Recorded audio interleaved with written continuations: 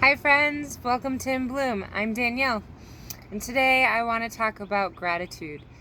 You may hear a lot about gratitude or gratitude lists. I wanted to talk a little bit today about what gratitude has done for me, how I practice gratitude in my life every day, and maybe some ways that you could practice gratitude in your life. When I started learning about gratitude and when I started a gratitude practice, I was just starting to realize how much of my life I spent ruminating or overthinking or thinking about the negative aspects of things.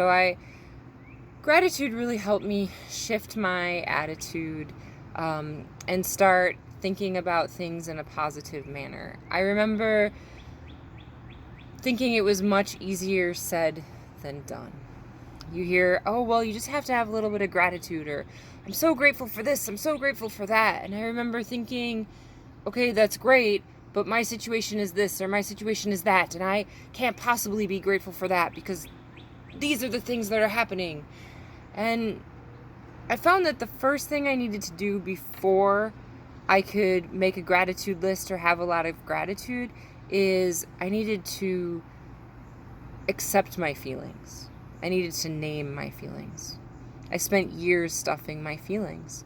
And once I was able to name them and able to recognize, okay, wait, I'm feeling negative, and ask myself, what is the feeling that's coming with this negativity? Whether it be resentment, anger, fear, sadness. I found once I was able to be with those feelings, then it was a lot easier for me to try to shift my attitude. By being with my feelings, I was able to create a little bit of acceptance as well as a little bit of space. It allowed me some time to breathe, to look within. After I was able to name my feelings and kind of pause a little bit, then I was able to start thinking about things that I might be grateful for. They weren't things that I was grateful for in the situation right away. But I was able to think, okay, I'm grateful for the sun. I'm grateful for trees. I'm grateful that I was able to eat today. Some little things. And then after starting to calm down a little bit, it allowed me time and space to think about the situation that had caused my original negative feeling. And I was able to then look at maybe a different perspective. The silver lining, as some may say. Able to look at the situation, whether it be with somebody else or something maybe that's completely out of my control, and think about what is a positive. And that might not come right away. That might come for a few days. But every day I try to write down and practice gratitude. So there's a lot of different ways that you can practice gratitude. I like to do a daily practice. I like to write down in my journal every morning anywhere between 5 and 15 things that I'm grateful for.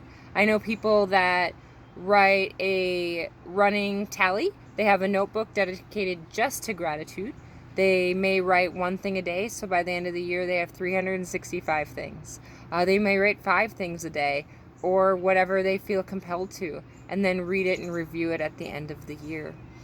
When you see all of those things to be grateful for, it really makes your heart just swell and it feels really good. I find that the more I practice writing gratitude daily, then these situations that feel negative to me, it's a lot easier for me to find the gratitude more quickly after I've named my feelings.